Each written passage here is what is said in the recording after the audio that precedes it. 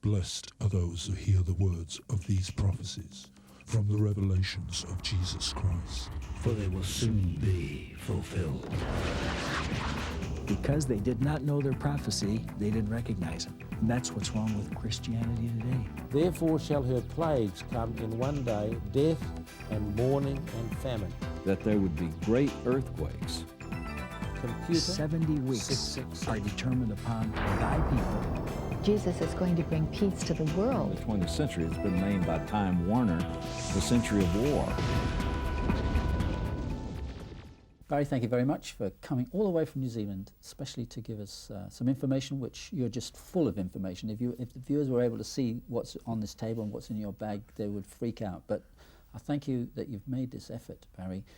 Let's get straight down to it, make every second count. How did you get started in all of this, really? It's not something I would choose as an ordinary individual. It's something that came on me.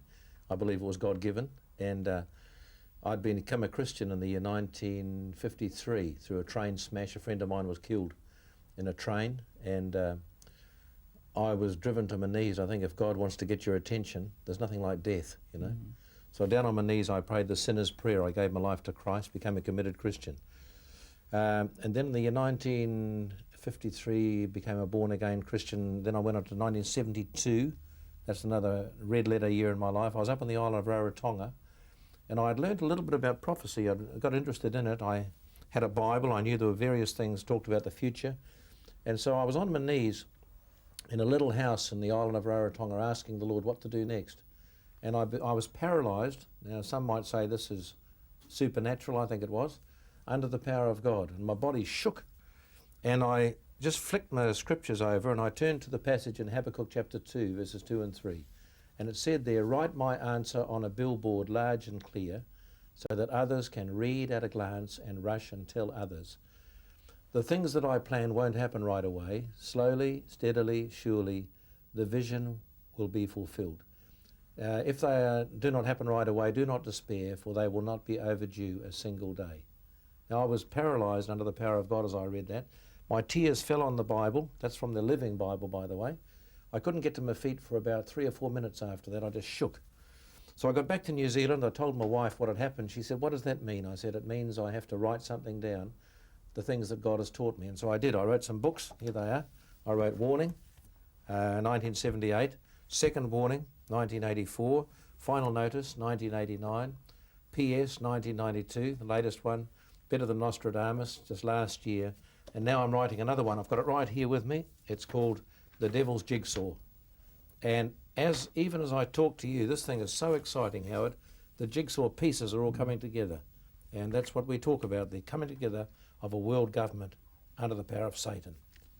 Now, where's the best place to start? Because I want the viewers to really get a good grasp on this. And as I think it's probably right that they get a notepad and start to make some notes, because there is a lot of information. It's probably information they've never heard before, and vital for them to take on board. So perhaps, and just as a little bit of background, you were a school teacher, weren't you? I did 15 years teaching, yes, and then finally gave it up and began to do this and just travelling around. And now we just go worldwide continually, about 10, 11 months of the year travel.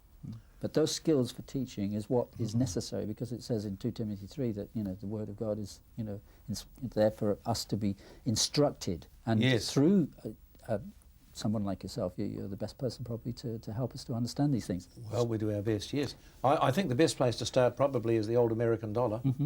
On the back of every American dollar, Howard, as you can see here, we have the 2 seals. And so I did a careful study of this. This is something could never be taught in an American high school. You'd destroy the whole of the American system if they learned what these are.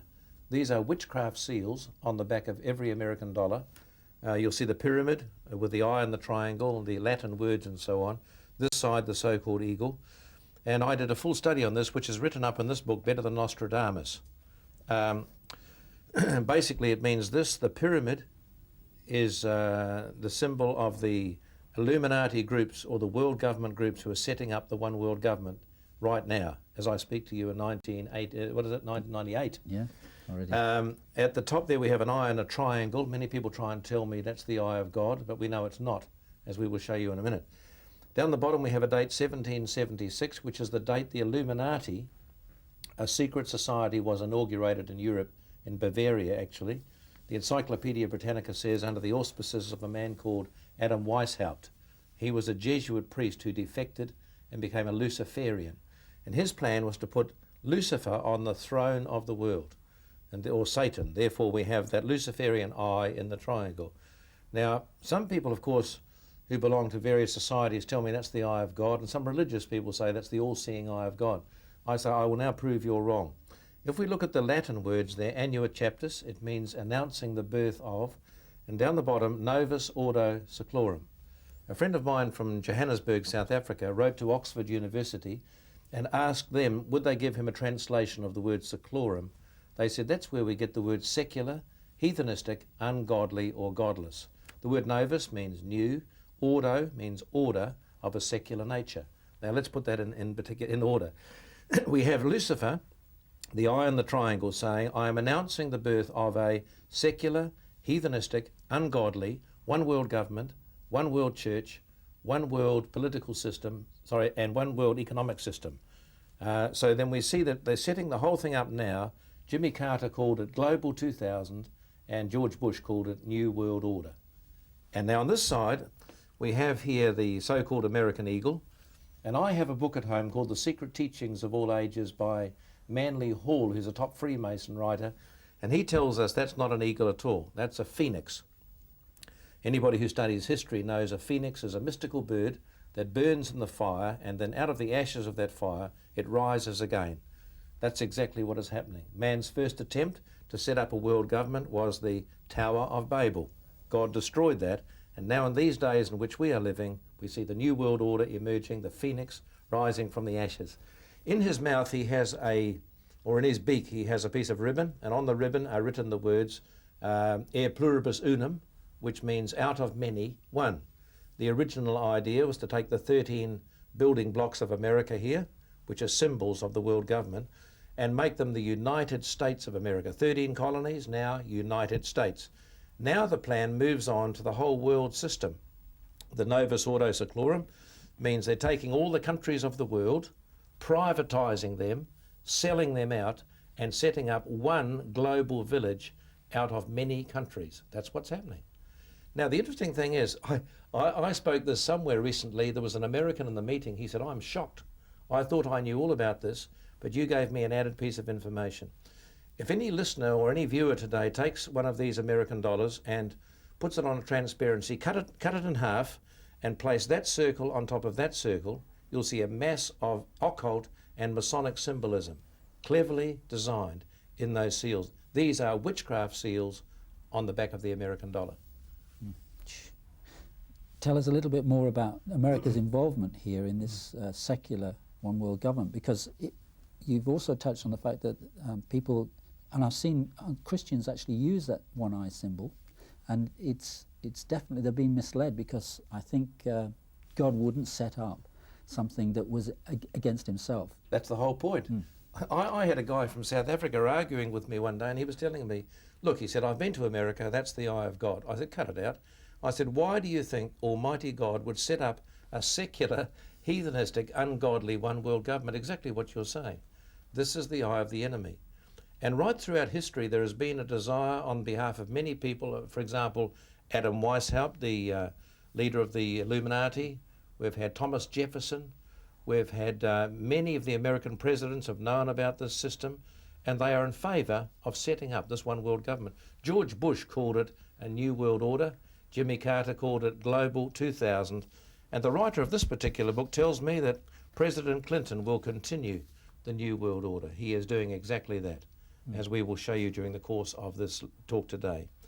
Now, these seals, by the way, have not always been on the dollar, Howard. 1933 or something? 1933. I was on the Mississippi River one day with some Freemasons who were interested in this subject. They said, we were in your meeting last night. Would you please add a little bit more information on the role of Masonry in this? I said, I'd love to. I said, if you check, part of the jewellery of the Grand Master is that eye which hangs around his neck in his jewellery, you see. That is called the great architect of the universe, but they don't really know who it is. But That's it's a Lucifer. secret. It is Lucifer. Now, in Freemasonry, the final secret was outlined to us by a man called Albert Pike He was the Grand Master of Universal Freemasonry many years ago. And he said these words, "That which we must say to the crowd is, we worship a God that one can worship without superstition. To you, Sovereign Inspectors General, we say this, and you may repeat it to the brethren of the 32nd, 31st, and 30th degrees. The Masonic religion should be by all of us initiates maintained in the purity of the Luciferian doctrine. If Lucifer were not God, would Adonai, God of the Christians, bother to spread false and harmful statements about him? Yes, Lucifer is God." This is Albert Pike speaking. And this is all recorded in secular books too, it's isn't all it? in secular books, and so I've got it all For in here too. people to check it out. Better than Nostradamus. Then he went on to say, unfortunately, Adonai is also God, for the Almighty God can only exist as two gods. He said, Lucifer, the equal to Adonai, but Lucifer, the God of good and goodness, along these lines, is struggling against Adonai, the God of darkness and evil. Gosh, they reversed it. Yes. Now, that's called simply dualism. And Eastern philosophy and religion, they believe in two gods. And in the case of Freemasonry, they have two gods also, Lucifer and Adonai, our God. Then they reverse the roles, which is pure blasphemy, really. And that's why they have Lucifer's eye above here in the triangle. Now, some may ask today, why is a triangle used? This is one of the high Masonic degrees called the Palladium, which is just under the Illuminati. I've got a whole list of the degrees in this book here for people to read. The Palladium believes in dualism, which means that you must have two of everything, in Eastern philosophy and religion. Where there's a male, must be a female. Where there's light, there must be darkness. Where there is good, there must be evil. In the case of God, however, God has no equal. He says God is light, and in him is no darkness at all. But these wicked men, they put Lucifer in as the opposite of God, reverse the roles, and thus damn themselves and all those who believe in their doctrine. These are evil seals, believe me. But the world is being deceived. And my job, and the job of others like me, is to warn people of these things and get them right with God through Jesus Christ. Anyway, back to my Mississippi River story. I got off. We were on the Mississippi on a riverboat one day, and these Masons said, "Could you please enlighten us?" I said, "Yes," and I told them the things I've just told you. They said, "When was this put on the back of the dollar?" I said, 1933, by order of President Franklin Delano Roosevelt. He was a 32nd degree Mason. And they said, "Can you prove your statement?" I said, "Yes, I can. Here's a shock for you. I've got $2 American here, both $1 bills. One is dated 1928, that one. I'll invite you to look at that one, Howard. Okay. This one dated 1935. Have a look at that one. Now, if you have a look at the reverse side of the 1928 one, you'll notice there are no seals at all there. Absolutely. It was put on at the same time as America was taken off the gold standard. And those seals were put on there because America and the world was just coming out of the Great Depression. And people couldn't care less what was on the American dollar. And even today, they don't even know it. I go through the states from time to time and say, "Do you know what these seals mean?" They say, "Never seen them before." I say, "How come you've never seen them? They've been on your dollar since the year 1933. And the answer is, we spend them, we don't read them. Yeah. And I'll guarantee listeners today and viewers today, I'll guarantee you don't know what's on your notes either. Because unless you're desperate for reading material, you do not normally read your banknotes. That's right. But it's a subtle way of introducing something. It's subtle. The spirit of world government now has gone into all the world on these dollar notes. You see, whenever we travel different countries, I always carry a bundle of these. I give them out as tips, $1 bills. Do you realise that every time I do that, strangely enough, I'm spreading the spirit of this thing? I can't help it because that's the currency that is accepted today. And people don't want to use other currencies, just the American dollar. And they knew somehow there's a spirit behind this currency. And it's going to all the world now with the seals of the Illuminati, the one world government, on them. Now, the American government, how did they put up? It has come to their notice that there is this sort of esoteric type of philosophy behind these seals. Has it not sort of upset some of the people in government? I'll guarantee if viewers get on the internet, they'll find a lot of stuff there on it. The American government knows that people know, but they just play it down by not saying anything. I think the rule of Freemasonry too is do not answer criticism, just leave it alone and it'll go away. The more you draw attention to something, you bring it to the notice of people. So I think in the case of the American government, there has been an attempt to go back to the American $1 coin, because this is becoming an embarrassment now. Too many people know about it. But it has been kept secret for many years. I mean, I've got a whole history of this, how those seals came about. 1776, designed in Bavaria by a witchcraft group, the Illuminati. 1778, a hooded messenger carries them across the Atlantic in a velvet bag and hands them to a man called Thomas Jefferson in his drawing room. Sorry, that's 1782. In the year 1784, Thomas Jefferson is appointed US ambassador to France, and there he studies the Illuminati in great detail and becomes friends with Adam Weishaupt.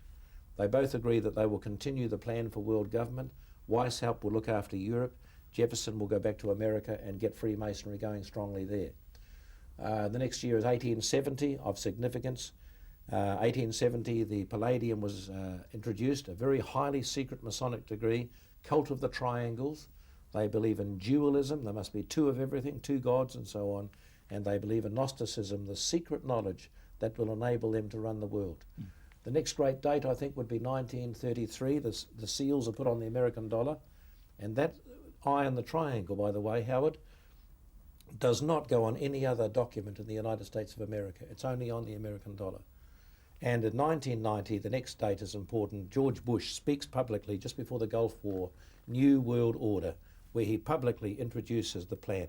Announcing it. Really. Announced it, and they want it actually set up by the year 2000, which is very, very close indeed. 2 years away. And you know, all this stuff I've got all over the floor here, it's that I may introduce a fair warning to everybody who watches this program.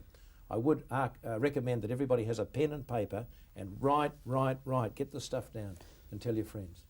This has been going on for really 200 years, hasn't it, really, since the beginning of America almost. And so this plan isn't something that has happened overnight or even in one generation. So that it's been carefully planned and people have been schooled, have they not, in governments to actually bring this one world government about? Yes, I don't know about your country. I mean, I've just come from New Zealand, but we used to salute the flag and all sorts of things like that, and you know, stand to attention and sing our national anthem. We don't do that any longer. What's that? The reason is they're getting rid of nationalism. The spirit of nationalism has been taken out of education generally. I don't know about your country, but it'll go because they want to have the children trained in globalism.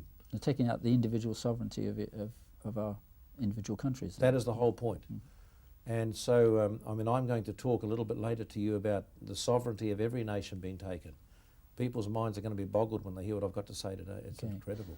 I think there's a lot more to be said about this monetary thing, isn't there? And perhaps the Freemasons, because the Masons, as such, they're not aware of really what's going on until they get to this high degree, third degree or something, isn't it? Well, I think they should smell a rat as soon as they get in, mind you. Because of the oath. The cutting of the throat. I mean, what normal man would do that with a black hood over his head, a running noose around his neck, and drawing his thumb across his throat and talking about his throat being cut and his tongue torn out? That's only the first degree. Second degree, his hand ripped across his chest, talks about his heart being pulled out and so on. Very unnatural, Howard. But I'm sure the men know there's something wrong, but at that stage they're too embarrassed. It's a game. They think it's some sort of a Boy Scout game, but it's not, you see. These oaths and curses are similar to witchcraft. The third degree, the Master Mason, draws his thumb across his stomach, talks about his bowels being pulled out, has a death experience, 3 death blows to the head, falls into a coffin painted on a sheet, carried round the lodge, views the death symbols, the skull and bones, and then has a resurrection akin to the resurrection of Jesus. This is blasphemy. But these poor men, of course, they're mostly ignorant of the scriptures, I think, the word of God. And some of them wouldn't even know there was a devil and think the whole thing's a joke. It's not a joke, because terrible repercussions come on their families, their wives and children. They have sickness, they have problems with monetary matters, they have suicidal tendencies in the children and wives, but they don't know what it is. There's a power behind these things, the cutting of the throat, the ripping of the chest, and the cutting of the stomach. Men must be warned to get out of that thing as soon as possible, because this is pure witchcraft in disguise. They think it's some sort of a society where you help each other and build hospitals and so on. Those are good things, but that's only the outer portico, which leads into the inner secrets of mysticism, which is based on that pyramid. My question today would be, what link-up has America with Egypt? What's that pyramid doing on the American dollar? And the answer is none at all, except in the field of the occult or witchcraft. Yeah, and I think that's the point where some of the people who have opposed that particular symbol in the American government, said, it has no place there. They've tried twice to get rid of it, Yeah. but they can't. Where do we go from here? What about restructuring of our, big companies and our countries and our, our trade? And there's so much happening in this last 10 years that is heading for this global one world government. What are the subtleties that have actually taken place that you could help our viewers to understand? All right. The reason I've come to your country, which is 12,000 miles away, it's a bit of a long journey. The reason I've come is that my country was chosen as the world's test case for this world government system. So everything the viewers hear, they need to write down because it'll be very exact information. So this is New Zealand was New used as a Zealand test case, really. was the test case. Of that there is no doubt at all. Because I can travel the world now and tell every country exactly what is going to happen to them, and they are amazed. They say, how do you know? I say, I'm not a clever person, but at least I've got a memory. I can remember what happened to us. 1984, we had a new government appointed. They were a Labour government. 1987, the plan was put into operation in my country. It was completely new. All the words, the catchwords, everything was new. And the people of the world had never heard these words before. Such words as privatisation, corporatisation, restructuring, all this stuff. So we had these 5 men in the Labour Party who agreed that they would go along with the plan.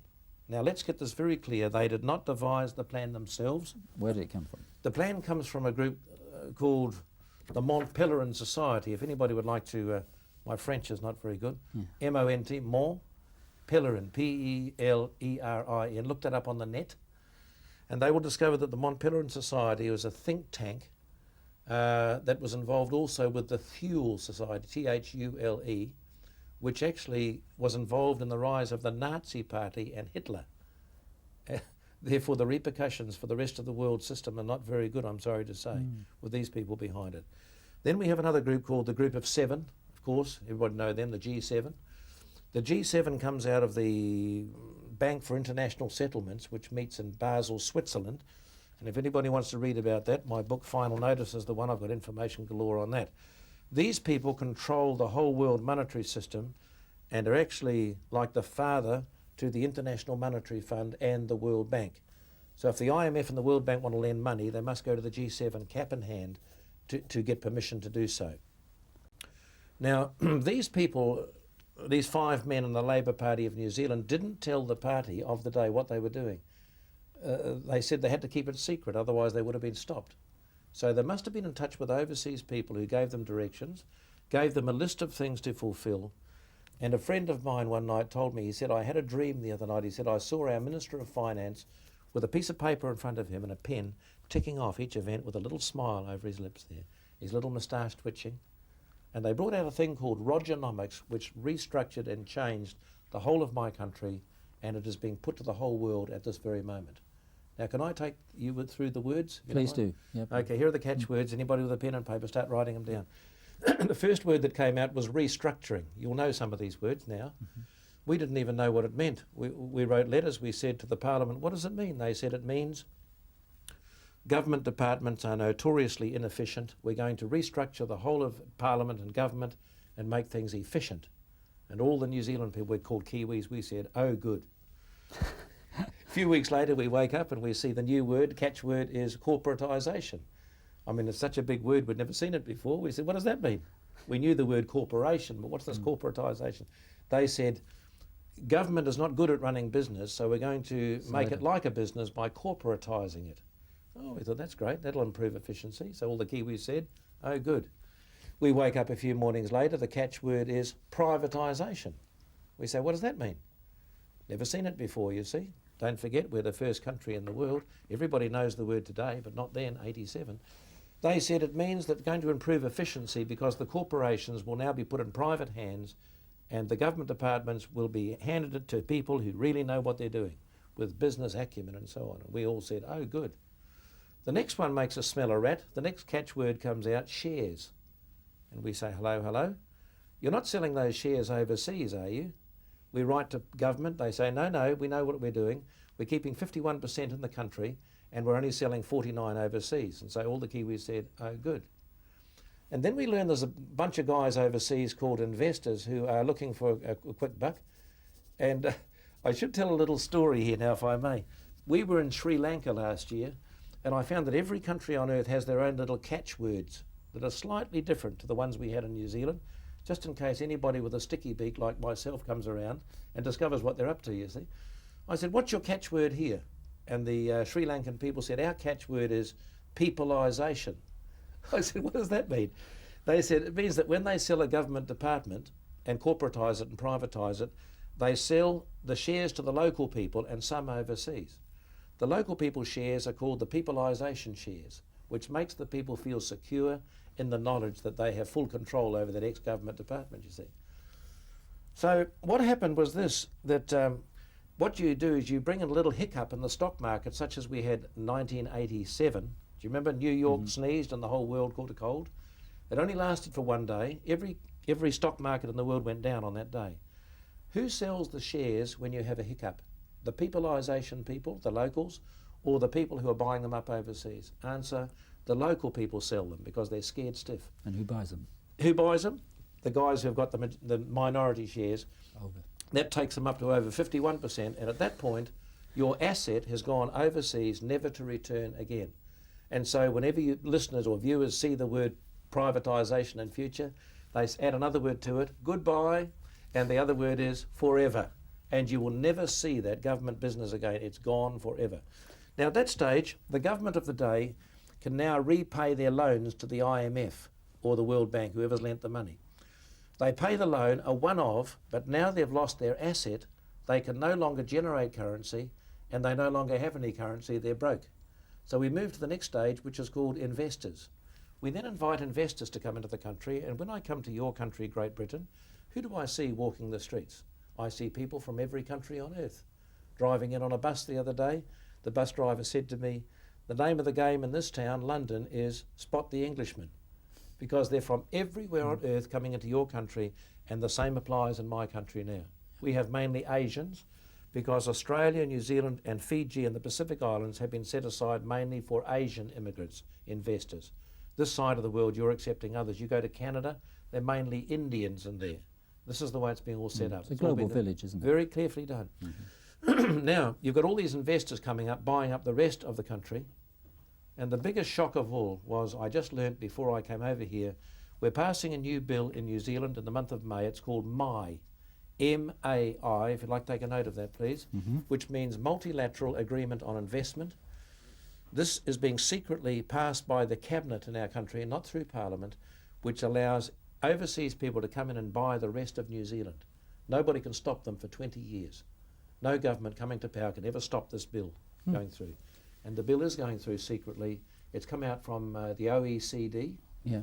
And these guys have brought this bill out, and New Zealand is the first country again to bring it in. And the people are so mad, it means they can buy anything they like in our country, and it will then go completely overseas.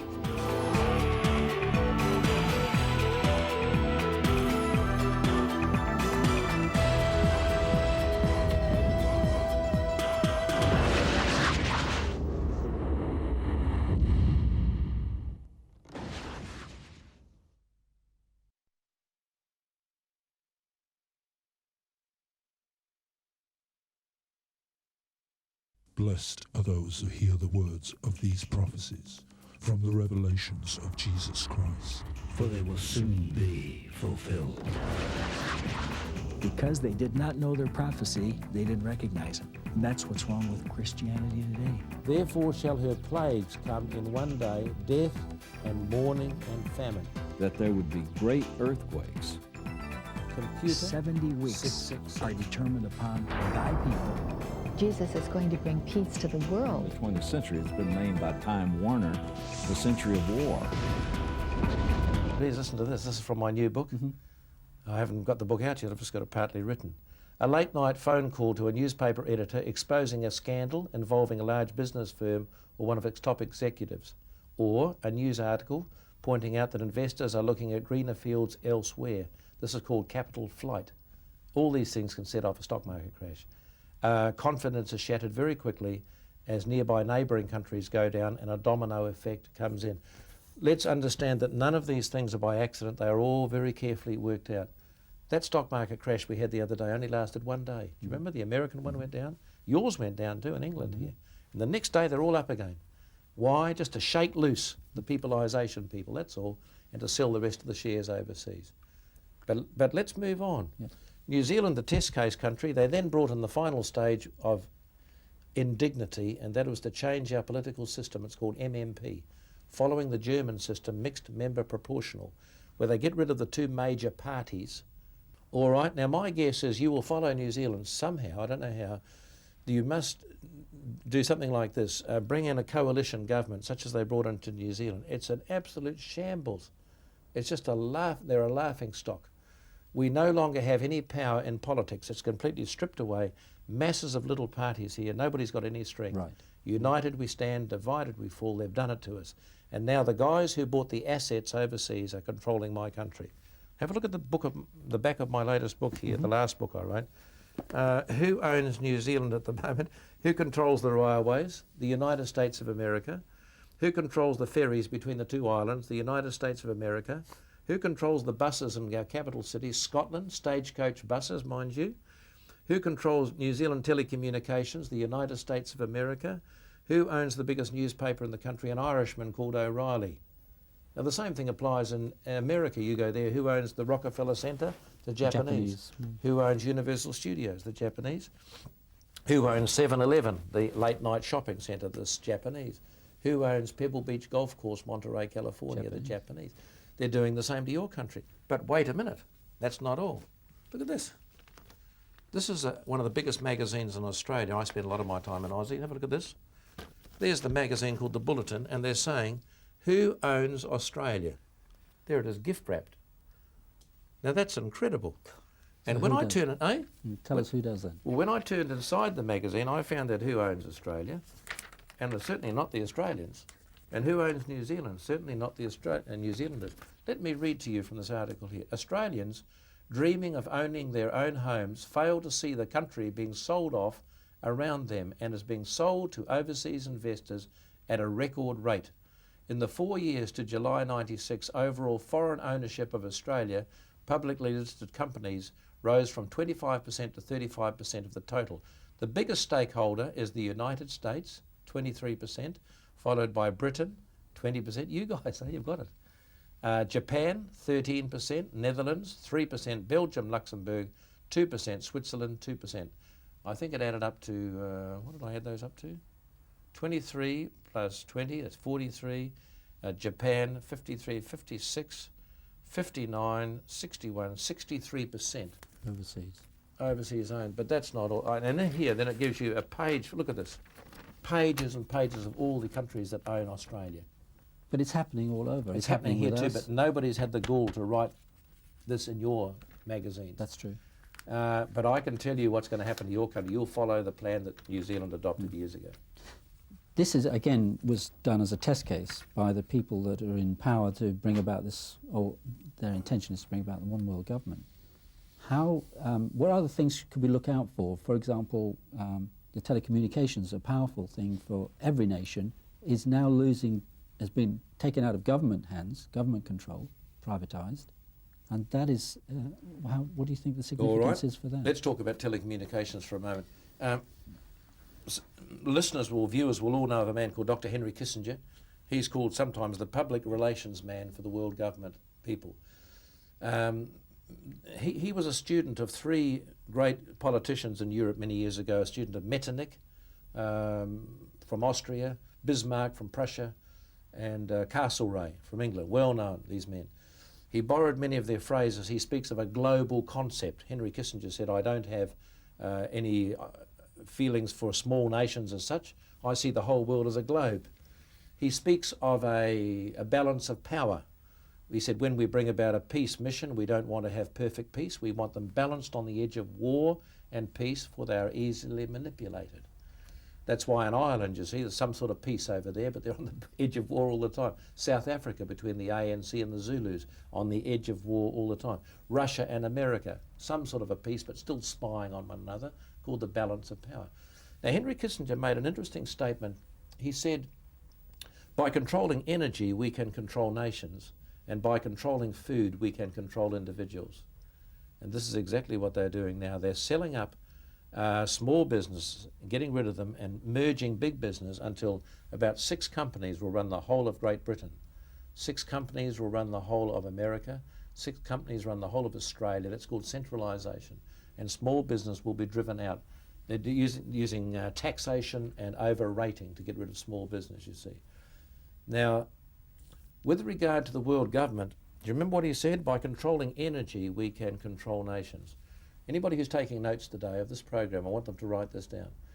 In your country, the first government departments to be privatised and sold will be always telecommunications. They're setting up a global dossier. And in my new book, I have the names of 7 German telecommunications groups who are selling up, even this year, 1998, ready for the global system. And so the people who were actually bought out the New Zealand telecom are shifting out of New Zealand now, and they're moving into Europe because they can make more money over there. That's interesting. So they're putting up the shares again for someone else to buy in New Zealand. So telecommunications must go. But the next thing, very important, energy. By controlling energy, we can control nations. Still talking about the energy side, you know, give us a little bit more of that information. I can see a glint in your eye that you want to give us more. Yeah, we were over here in England a couple of years ago. In fact, we come every year, and I think we've been about 15 to 20 times now. We were in the Welsh Valley, Rhondda, is it the Rhondda? And I noticed that they were going to get rid of 30,000 coal miners' jobs. That was the year before. And we came back the next year, they'd gone. I'd seen a man called Arthur Scargill, I think, marching down the road, and they were all singing Arthur Scargill and so on, all marching. They didn't save the coal mines, they went. And 30 coal mines shut down with the loss of 30,000 miners' jobs. I went down the Rhondda Valley the next year. I said to the people in Wales, don't you have any coal left in the ground? They said, there's plenty. I said, why did they shut your mines? They said, we don't know. They said, we are now importing coal from Germany. I thought that makes sense. They did the same thing in New Zealand. You see, our country's been set aside for logs, pine trees. We grow pine trees very quickly there. We're on the same latitude as Chile, South America, so we both grow pine trees very quickly. And yet New Zealand was known for its lamb. So what happened to Dairy, that? lamb and cattle, it's all been shut down.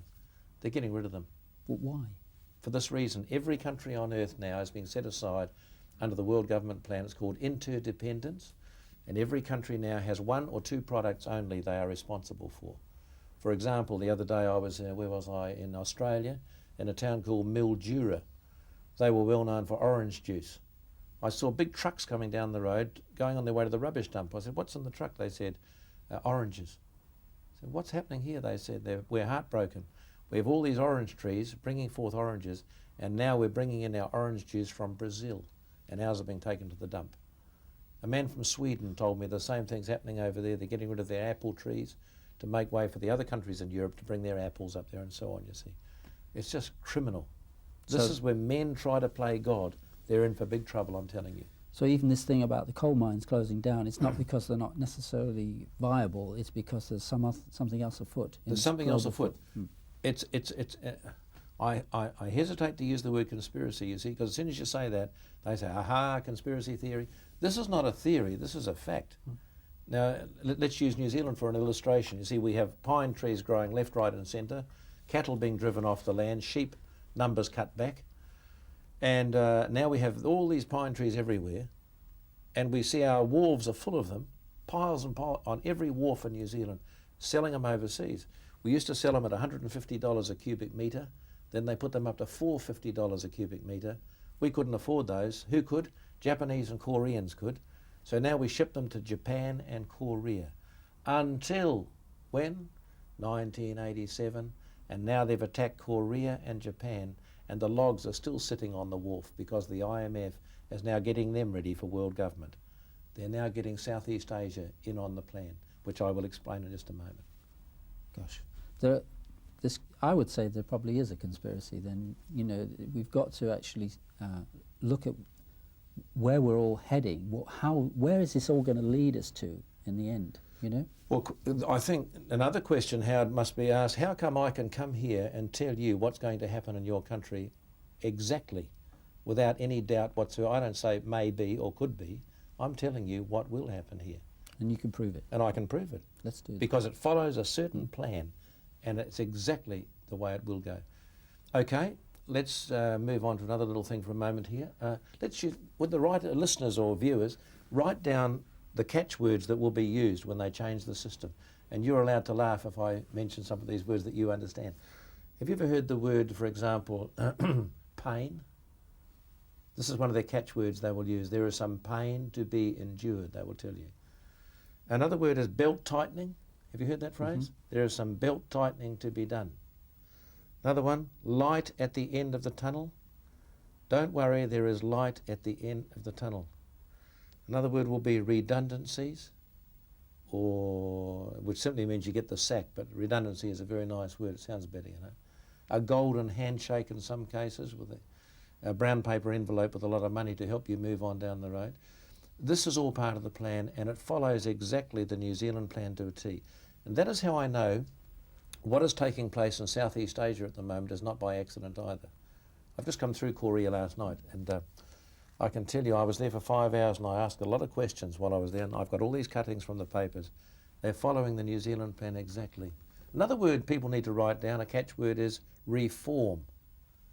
You have that word here, reforms? Well, yes, in the old sense that we've used that for some time. Now, yes. this word's coming out in the paper a lot, you see, and I said to myself, what does it mean, reform? I thought it meant to change things for the better. So I looked it up in the dictionary. And the dictionary certainly makes it clear reforms are supposed to make things better. But if you look at New Zealand, we're far worse off than we ever were, as your country will be shortly when they're finished with you. They haven't finished. Let's just look at a few of these cuttings here. This is from the Korea Herald on the 7th. It's about a couple of days old. Ago. 2 days old. 2 Kims call for reform of chaebols. Now, have you ever seen that word before? Look at it. That's a catchword. Chaebols, labour cooperation. I didn't even know what it meant. I've never heard of it. And I'll bet they don't know either until someone tells them. And the word chaebols means large business conglomerates. Now let me read the first little bit here. President Kim Young-sam and President-elect Kim Dae-jung yesterday jointly urged Korea's large business conglomerates called chaebols to implement drastic self-reform measures. And so you'll see industrial reform, economic reform, every reform under the sun. That's the key word. And then it says here, the International Monetary Fund program will speed up the opening of the Korean economy. Now, how will it do that? I'll just explain now. This is what happens. In the year I'll use New Zealand as an analogy, if I may. In the year 1961, in our country, we had full employment. Everything was beautiful. We were looking for people overseas to come and help us because we had a lot of work and no workers. A country of 3.5 million people, the same size geographically as your country, Great Britain. You've got how many? 60 million. 60 We've got million. 3.5. We had a visit from the IMF, the International Monetary Fund, in the year 1961. Our Prime Minister was Mr. Holyoake, Sir Keith Holyoake. They said to him, would you like to borrow some money? He said, yes, please. So he borrowed this IMF money at very low interest rates, and they said, would you mind signing here? So he took his pen out. He borrowed the money on behalf of the New Zealand government, signed the conditions, which, by the way, are called, here's another big word, conditionalities policies. I don't know whether he read the fine print or not. The man's dead now. It's too late. We can't do anything with him. But he's the man who got us all into trouble. He borrowed the money, not realising that when you borrow money, you must fulfil the conditions. Now, most Western countries have gone along with the IMF plan, and they're up to their necks in problems at the moment. Everybody's selling up. They're all fine. Why do people want to sell their sovereignty? Why did New Zealand sell up telecommunications? We were making a fortune. And the other day we learned... So they didn't need the cash, They didn't need the cash. Apparently they didn't need it. But just recently they sold it. Why did they sell it? Because that was one of the conditions of the IMF. We will tell you what to sell. Now let's read some of these here. Here's another one. This is taken from the Evening Post just before I left New Zealand on the 6th of January. It says here, all these countries are having problems right now, and they're all from Southeast Asia. Watch this. The countries of Thailand, Indonesia, South Korea, and so on. There, the fund, the IMF, doles out loans to countries that are short of the US dollars and other currencies they need to pay obligations to foreigners. In exchange, the countries pledge to adopt belt-tightening measures, there it is, there's one, and steps to restructure, there's another one of their catchwords, their economies, such as scrapping government regulations and liberalising their markets. There you go. And the people in Southeast Asia are angry because they got trapped. Well, all of the Western countries It's have a got trap. trapped as well with the IMF. But they didn't know. They thought the IMF was a benevolent group helping to bail out these countries. That's not the point. The point is the conditions. And the conditions get everybody tied up and they can't do a thing about it. Once they're in, they can't do anything. So politicians that are vying for power, make all these promises, don't they? Pre-election. They do. And when they get in, they're stuck with these conditionality policies. That's the point. They can't do anything. And I say today to any listener or viewer, don't blame your government for the strange things you see happening. Poor Tony Blair and Mr. Gordon Brown, is it? I'm predicting they will be the most unpopular men in the history of this country very shortly. And the reason is they have to fulfill the conditions. South Korea was led kicking and struggling into this IMF loan business. They didn't want to, but they're taking them out because the rules are very, very clear. There it is. There is another one there, all about Korea. It's just everywhere now. It says they hate it. But that's not the end of the story. As I flew over the other day, do you remember you sent an invitation for me to come over here? I wasn't sure whether to come or not. I thought, what a long way to come for just a few days, 24,000 miles. And then my wife and I were reading the scriptures together, and there was a word in there, it was just so clear that a man works out his own ways, but God directs his thoughts. I said, Lord, I think you're directing my thoughts. I must go because I believe Europe needs to hear this message. We've done the rest of the world, but we've never done Europe, and we haven't done South America yet. I felt to come. I said to my office manager, would you please book me on something, Now, normally we come through Singapore or Thailand, but he said the only one left really is Korean Airlines. I said, oh, that'll do. Go through Korea. Forgetting to look at the map, I forgot where Korea was. It's a long way up there. It's going north. It's up by Japan, nowhere near England. And when I got on this plane, I thought, what am I doing on here? I thought, what's wrong with me? Why did I get on this plane? I'm not looking for miles. And as we got further up, I looked out the window and I said to the hostess, what's that? She said, that's Japan. I said, what? We're passing the coast of Japan. I learnt that I'd seen it on the map but never realised they're next door neighbours. Japan and Korea are right next to one another. And these are the countries that the IMF is working on at the moment. They've done the Western countries, now they're into the East. Let's go through them again. Japan, Hong Kong, Thailand, Philippines and South Korea. Those are the ones they're doing. Now it says here in the newspapers that they don't really want to borrow money from the IMF because they've already seen in Korea what the IMF has done to the world countries, the other world countries. And the problem is they've now gone into it and they've borrowed the money and they've now agreed that they will go along with the conditions. Give us an example of some of those conditions, Barry, that the IMF impose on the countries, so it shows the people how entangled we get. They're not quite okay. By the way, China is also caught up in this. See, China faces an uncertain economic future, so they're involved in it too.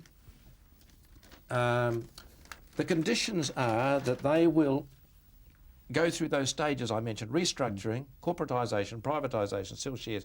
Those are the first lot of conditions. Right. Now I used to ask questions, how come we've got all these Koreans and Japanese pouring in through the airport?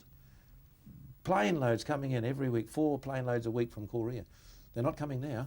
In fact, this paper tells me there are no more flights of Air New Zealand to Korea because the Koreans cannot fly any longer. They've run out of money. And as a result of Korea going bung the other day, what's happened is 4 things have happened in New Zealand. Number 1, we have no more Korean tourists coming in. The planes are not flying up that way. And that's why I was able to come on Korean Airlines, because they had spare seats. Number 2, the logs are piled up on the wharves. The Koreans can no longer afford to buy them, and so our log trade is suffering. Number 3, our fish trade is suffering. We have a group there called Tallies who make fish paste for the Koreans. They've got all this fish and they can't use it because the Koreans can't afford to buy it. And number 4, the students who used to come to New Zealand from Korea are no longer coming. And as a result, Air New Zealand has shut down flights to Korea, and there's 1 Korean flight and I came on it. And when I got up there, I said to the Lord, I was speaking to the Lord, I said, thank you for bringing me on this flight. I have now come here for a purpose. I'm here for 5.5 hours at the airport, chatting to everybody, finding out from businessmen exactly what's going on. The Korean won, WON is their currency, it's gone down to half now, and they cannot afford to do very much at all. They don't know what struck them. But I know exactly what struck them. I've got all these cuttings from the papers over the last 2 days and discovered they're following the New Zealand plan exactly. Now, I used to wonder why our airports were full of all these people. How come that they weren't suffering, but we were? The reason was the IMF left them alone until a certain time in history. And we are now observing the final move on the eastern part of the world, where they are attacking them through some sort of manipulation. They somehow brought down their monetary systems, pauperised them to a degree where they can no longer fly and so on, no longer trade properly, and they've got them by the short hair, and they cannot move. The aim is not so much Korea, it's Japan thereafter, because Japan controls the economy of the world, and that's the next door neighbour. And that's exactly what the newspaper says here. It says the Japanese are next in line. The Japanese faces the crunch time, say analysts. They are next on the agenda. Okay. Now, I noticed that the Japanese, one last thing before you ask the next question, I want to say this while my mind's on it. Yeah. You could never buy into Japan or Korea. They didn't seem to like you buying into their local government businesses. They didn't want you involved. But now they will be, because the IMF conditions are very clear. They must allow outsiders to start to buy into their countries, and that will allow us to buy out their countries as well, ready for the plan for world government. Nobody will own their own country. Out goes independence, out goes sovereignty with the assets. And that makes us all interdependent. Interdependent. What I wanted to ask you was, how does this affect Europe? I mean, how does this come into picture with, with the European All right, community? get ready for a shock. This is so funny, but I quite enjoy that. Did you know I enjoy all this? I get a bit sick of it. I've got so much stuff at home. I've got boxes full of all this gear. But it's so funny. It sort of strikes me as funny now. Why is that? It's so obvious that it's become funny. Oh, I see. It's just falling into place, because you've been doing this, what, 30 odd years? I've done this for 35 years, and I said to my wife the other day, we've been travelling 11 months of every year. I said, we can stop travelling soon. Within 2 years, the whole thing will all be over. I can see it. I don't have to bother anymore doing all this, because prophecy turns into history. Now have a look at this one, would you? Talking about Europe. Greece for sale. This time they mean it. Goodbye, Greece. They're going to follow the same plan of New Zealand, you see. That's not all. Let's look at the next one here. Look at this one. Italy. Italy seeks sale of the century. And it says here, we plan to sell everything over the next 3 years. Everything is going to be sold in Italy. And so... About Germany. Germany, of course, will be caught up in the plan. They've already got this coalition government. Wherever there's a coalition government, you've got weakness in politics. Example, Italy, coalition government, completely hopeless. They change their government like you change your shirt. Israel, coalition government, completely hopeless. Can't come to any decisions. New Zealand, completely hopeless, coalition. And I believe Tony Blair knows exactly what's going on, and he will be forced into a similar position.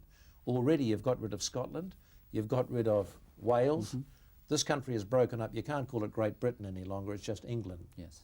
And I learnt that even Wales and Scotland have got embassies over in Brussels now. Did you know that? No, I didn't. They have. Interesting. And I'm telling you that they're dealing directly with Brussels now. So the breakup of Great Britain is almost complete.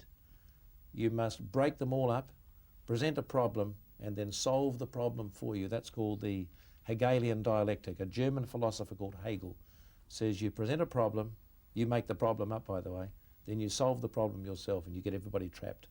That's what they're doing right now. Talking of Bible prophecy, as you did just a second ago, this is history written in advance, isn't it? Yes. How does this then bring all this into, glue it all together? Let's turn to a verse in 2 Thessalonians chapter 2 here. This will sort of bring it together. In the Word of God, we had a man called Paul. He was an apostle. He was a man who God blessed greatly. He's called the apostle to the Gentiles, in other words, non-Jews. He was a man that God took to heaven on one occasion. It was in 2 Corinthians we read, he was caught up into the third heavens, and while he was there, he saw things that amazed him. He couldn't even understand or speak the things that he saw. And while he was there, he obviously saw 9 mysteries. Now, these 9 mysteries I outlined in my first book here, which is called Warning. And the 9 mysteries of Paul were revealed to Paul that he may reveal those to the world at a certain time in history, which he did. And if you read the scriptures, you'll find that Paul did a lot of talking on the mysteries. I'll just go quickly through them for you. Mystery of the gospel, Ephesians 6:19. Mystery of Israel, Romans 11:25. Mystery of faith, 1 Timothy 3:9. Mystery of godliness, 1 Timothy 3:16. Mystery of God's will, Ephesians 1:9. Mystery of the wisdom of God, 1 Corinthians 2:7. Mystery of iniquity, that's the one we'll talk about now, 2 Thessalonians 2:7. Mystery of Christ and his church, Ephesians 5:32.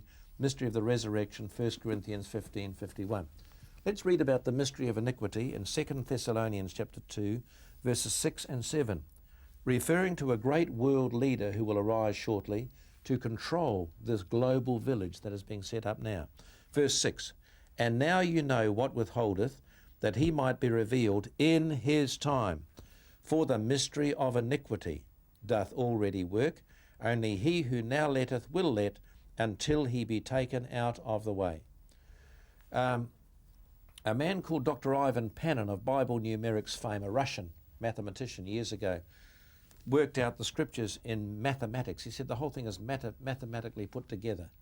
He proved the veracity of scripture by saying that only God himself could have composed such a book.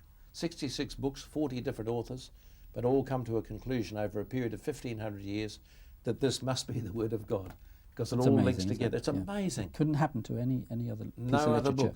book. And then you've got this Bible code book coming out, which is further interesting information. Yes.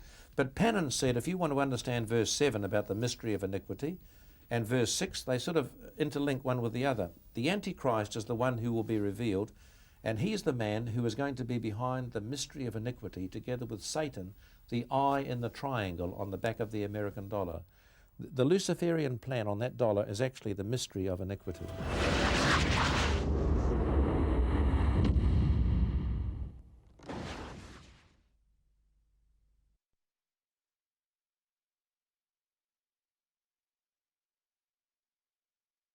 Blessed are those who hear the words of these prophecies from the revelations of Jesus Christ. For they will soon be fulfilled.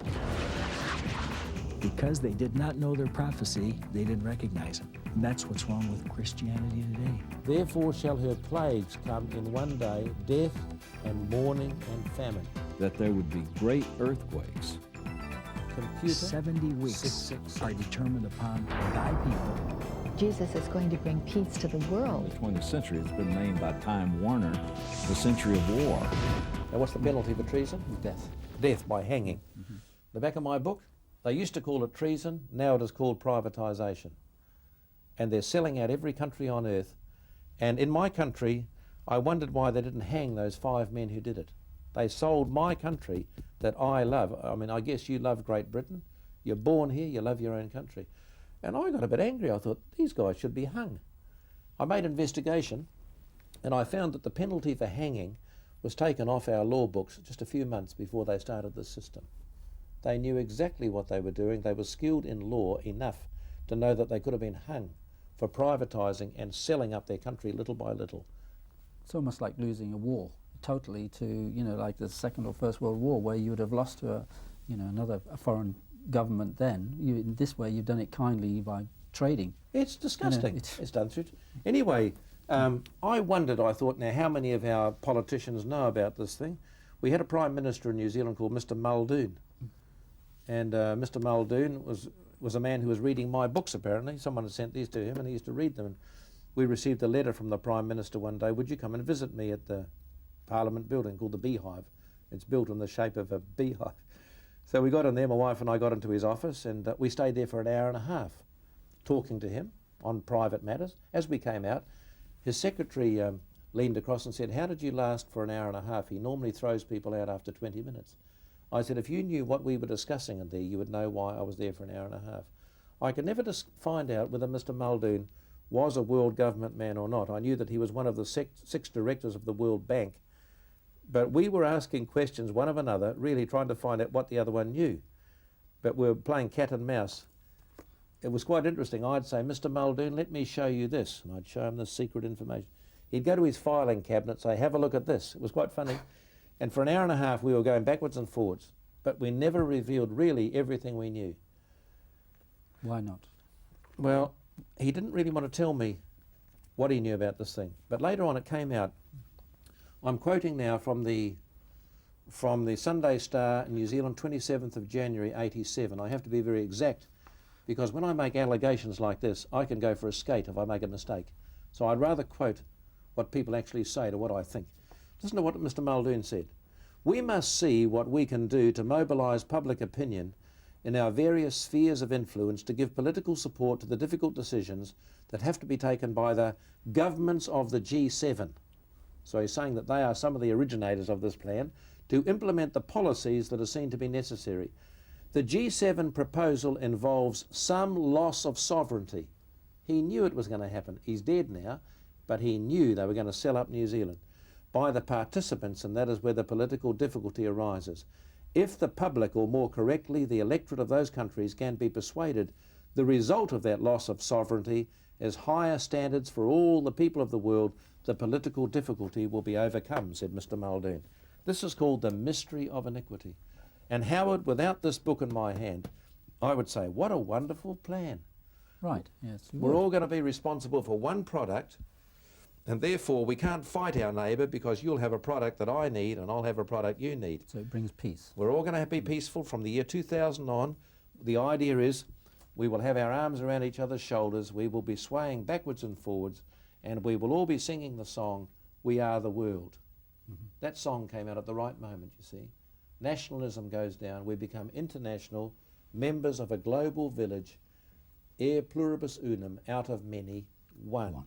The only problem is, this book tells me there's going to be a world leader arise who will bring about a one world government where they will control every part of your life from the cradle to the grave.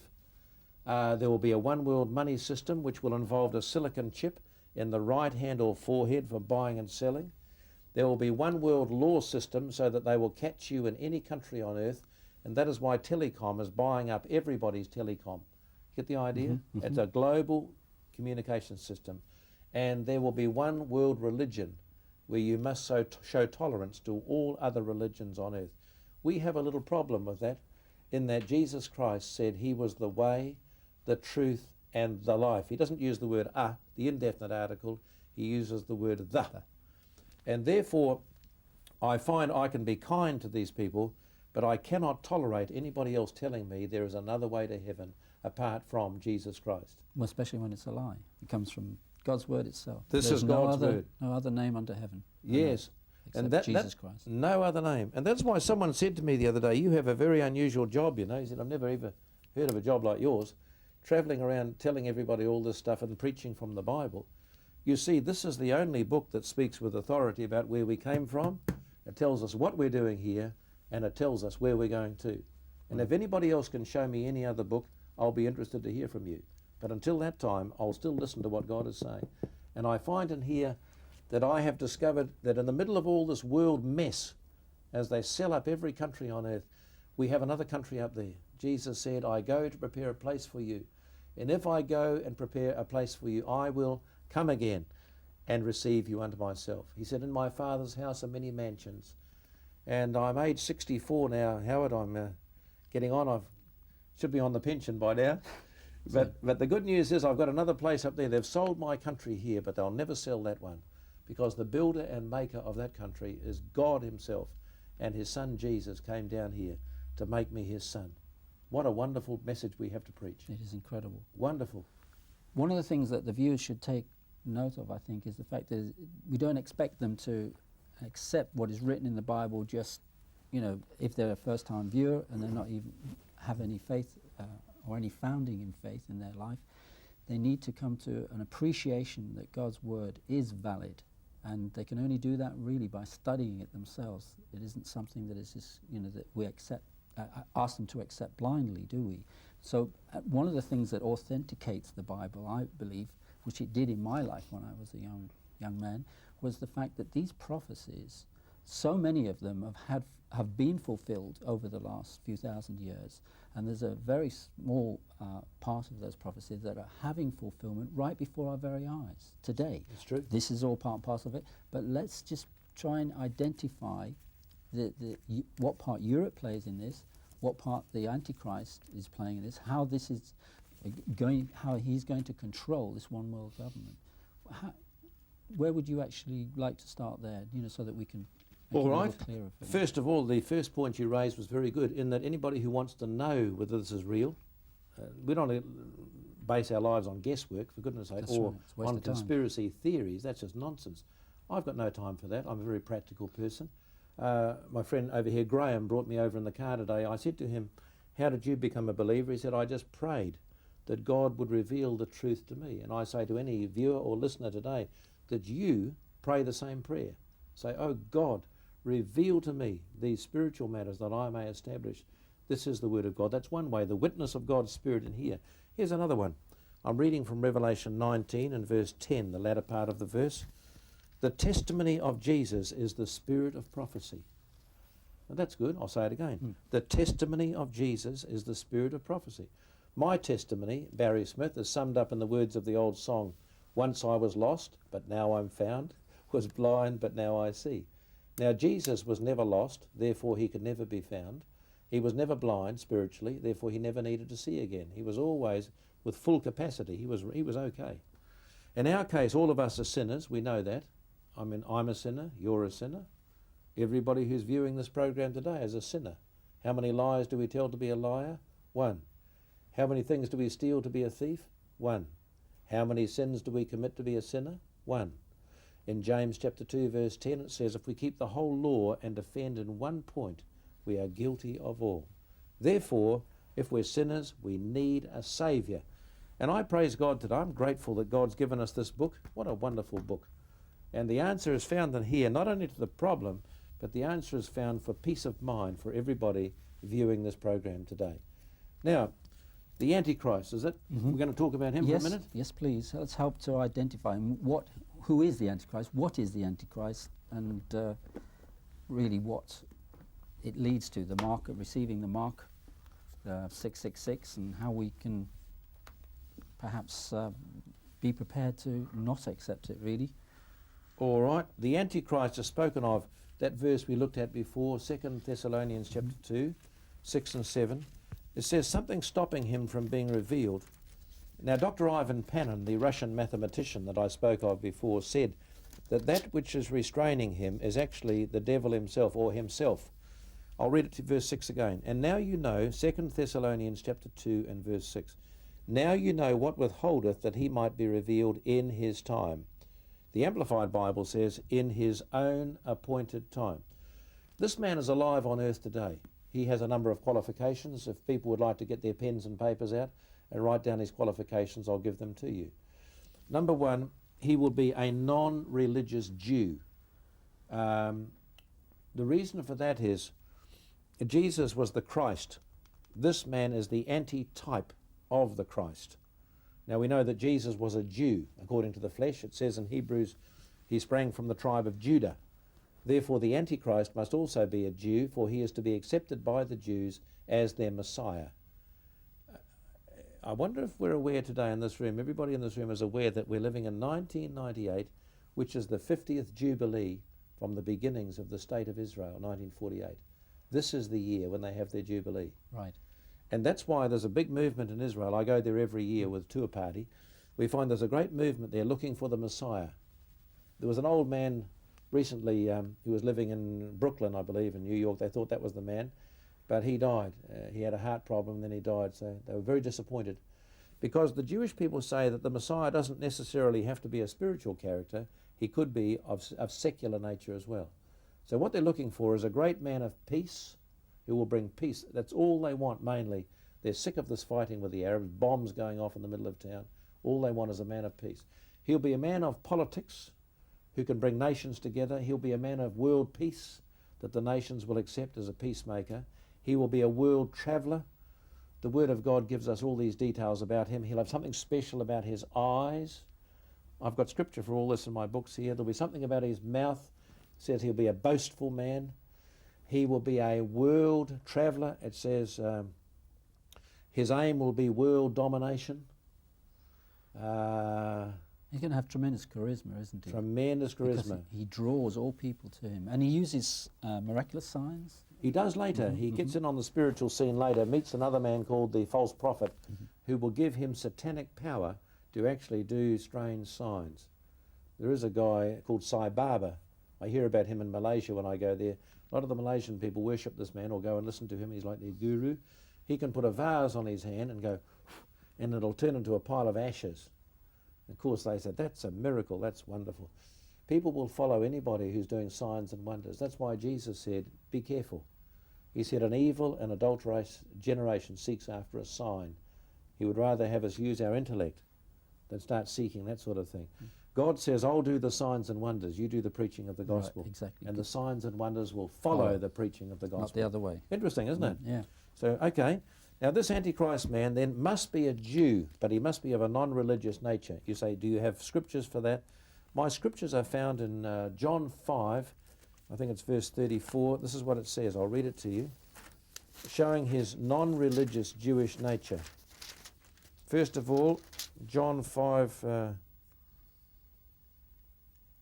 is it 32? No, I'm looking for the verse that says there, I am come in my Father's name. Oh, here it is here.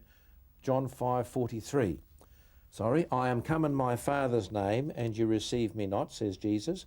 If another shall come in his own name, him you will receive. Now, who's he talking to? Jesus is talking to the people in Israel at the time. He said, you miss me, but you'll get the false one when he comes. Yes. If Jesus was born of the tribe of Judah, you can be sure that this man will also be a Jew. Okay. But his non-religious nature is given to us in the book of Daniel, chapter 11, and verse 37. Let's read that together. It says there, in the King James scriptures, neither shall he regard the God of his fathers, that's Yahweh, spelled Y-H-W-H, that's the way the Jews spell it, because they leave the consonants, the vowels out for a purpose, because that's an insult to write the name of God, so they write Y-H-W-H. Neither shall he regard the God of his fathers. That's okay. Which verse is this, by the way? Daniel 11:37. 37, okay. And then it says, nor the desire of women. Now that is not a good translation. Do you have another Bible there? What have I you do. got? I've got a Dake's Bible. I've got... What's that one there you read? This one here is an NIV. Could you just read what it says there? Daniel 11:37. 11:37. Yes. He will show no regard for the gods of his fathers or for the one desired by women. The Amplified Version on Daniel 11:37 says, neither shall he regard the God of his fathers. That's all right, nothing wrong with that. The second part, nor him to whom women desire to give birth. What does that mean? That simply means that every Jewish girl of the day had been taught that the Messiah was coming. They knew exactly when he was coming. They knew where he would be born, and they knew where, when, and how. Through a virgin. It was all prophesied through their prophets. So every Jewish girl of that day was taught you could be the mother of the Messiah because she was to be a young girl, a virgin at the time. So let's say the verse again, according to the Amplified. Neither shall he regard the God of his fathers, Yahweh, that's good, nor him to whom women desire to give birth. Who did every Jewish girl want to give birth to? The Messiah. So this Antichrist man won't worship any God of his fathers, Yahweh, nor the Messiah, nor any other God. He shall magnify himself above all. He's going to be a non-religious Jew.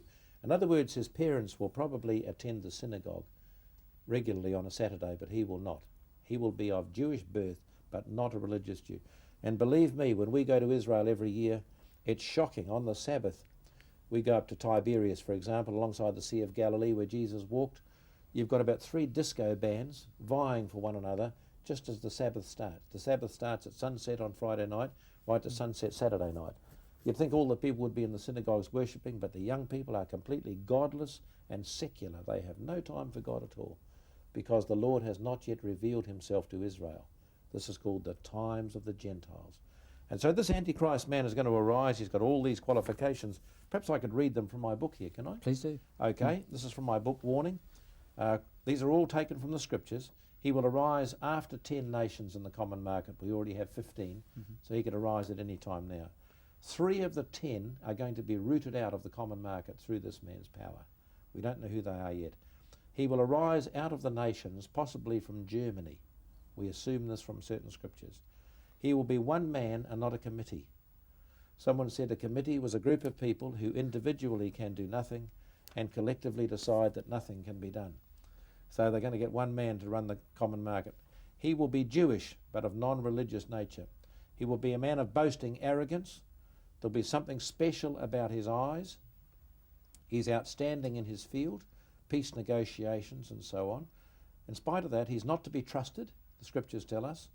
Good people rely on him. He's a party man or a swinger. He's a world traveller who seeks world domination. He's a one-worlder. He will consider changing times and laws. That's interesting because I saw recently with regard to the common market now, they're trying to bring in a common time system. Mm-hmm. Instead of the split times which That's we have. going to be awful. That's going to affect Africa. It'll affect all the countries south of Europe as well, you see, because the time system goes right to the international date line. And that's what they're trying to do, make the same time system, for example, in Eastern Europe as they've got in Ireland. What a mess that'll bring.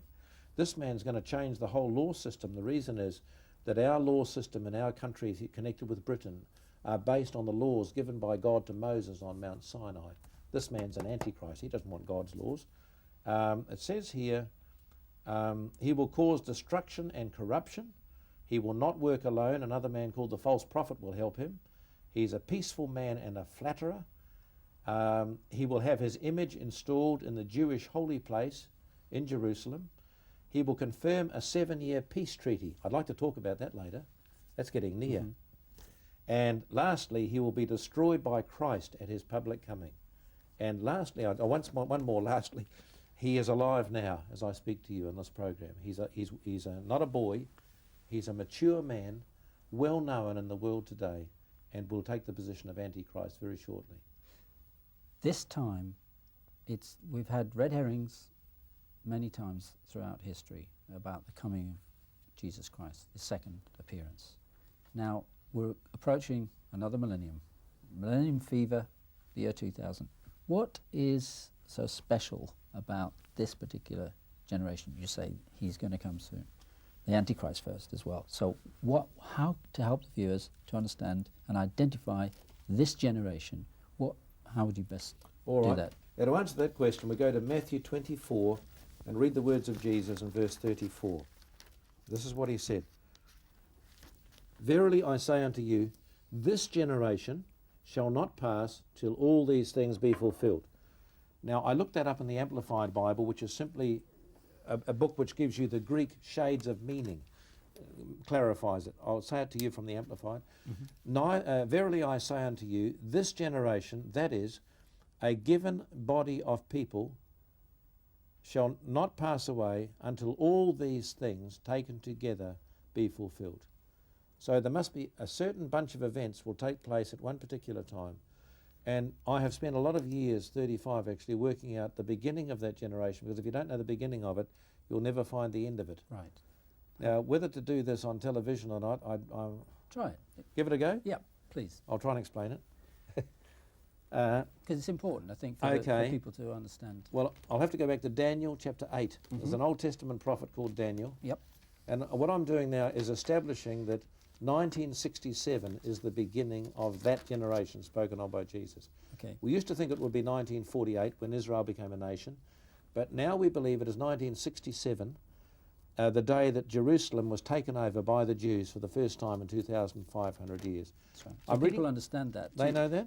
2,000, no, so that the viewer understands this. The 2,500 years is because it was from the time of Babylon, wasn't it? When That's they were taken right. captivity. Yes. And then because of the Romans had subdued the Jews, and they've not really had Jerusalem to themselves for 2,500 years. That is an amazing amount of time. That's so right. All these things could never have happened in the following 2,000 years. So, because Jerusalem wasn't taken That's the key. By the Jews. Jerusalem is the key. Yes. Viewers, please hear me today. Not Israel. Jerusalem is the key. It says Jerusalem will be a stumbling block. Yep. Zechariah the prophet makes that clear. Okay, so in the prophecy in Daniel chapter 8, Daniel is standing by a river, and he's seeing a vision. The name of the river, by the way, is Uli. He sees a ram in verse 3 fighting a goat, verses 3 to 5, and the goat beats the ram. Now the goat has got one horn on his head and the ram has got two horns. So what does all that mean? Well, we turn over to verses 20 and 21 and we find a translation or an interpretation of the meaning of the ram and the goat. Ram with two horns are the kings of Medes and the Persians. That's the Medo-Persian Empire. The goat with the one horn is the great man in charge of Greece. That was Alexander the Great, no doubt about that. So we see the beginning of the vision here is Alexander the Great beating the Medes and the Persians. That must be kept in mind. Okay. It's a certain time in history when that happened. If we can get the beginning of the vision, we'll get the end of the vision. Now we turn to verse 13 and verse 14. We see there's a conversation going on in this vision. I heard one saint speaking, and another saint said to that certain saint which spake, How long shall be the vision concerning the daily sacrifice and the transgression of desolation, to give both the sanctuary and the host to be trodden under foot? Now what a dreadful verse, and it's very, very badly said out there for us. That's King James English. And if you went down Oxford Street tomorrow and read that to a man in the street, he'd think you were crazy.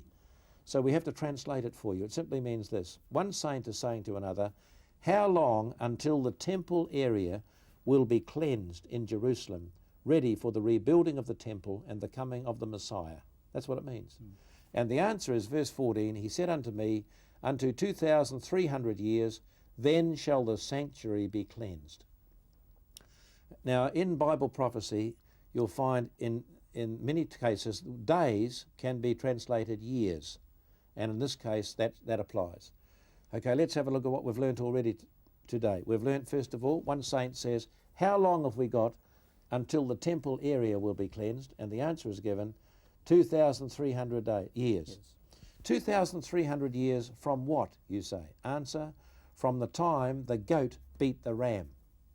So we go to our history books, and I used to be a school teacher, I love this subject, and we find out that Alexander the Great fought his battles between the years, if you'd like to write them down, 334 BC to 323 BC. Now remember, BC goes backwards down to naught, and then AD goes forwards. So the beginning of the prophecy is when the goat beat the ram, that is when Alexander beat the Medes and the Persians, he beat them between the years 334 BC and 323 BC.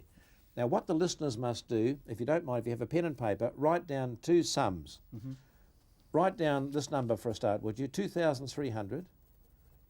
And across the page, straight across from it, write that down again. 2,300. Now underneath that, underneath the first 2,300, write down 334.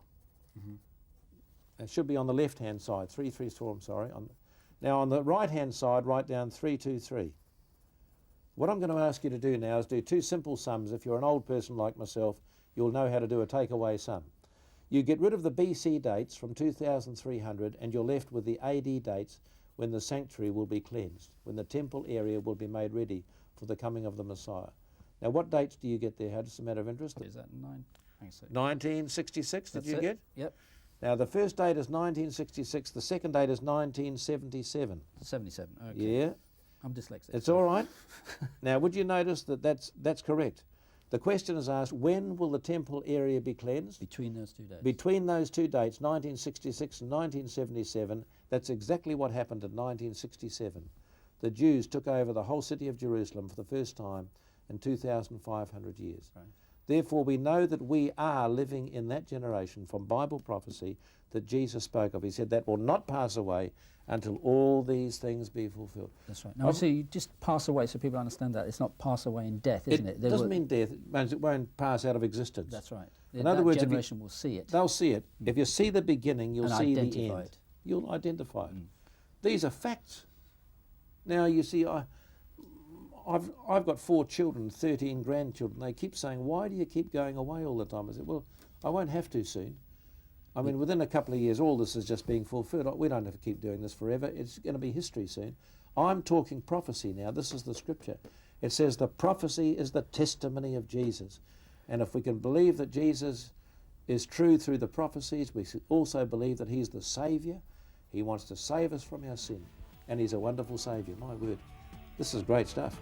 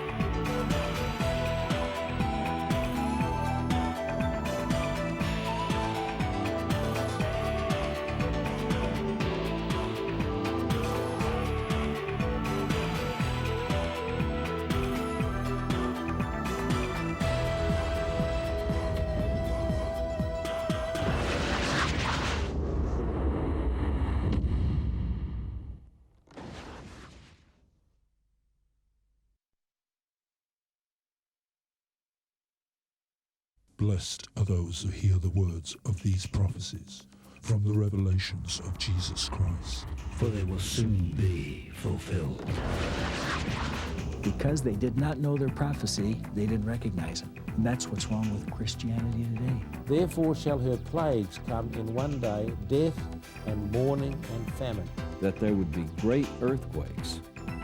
Computer 70 weeks 666. are determined upon thy people. Jesus is going to bring peace to the world. Israel, coming back to that, it's so important that people understand its significance. Israel is becoming a nation again that it hasn't been since the dispersion.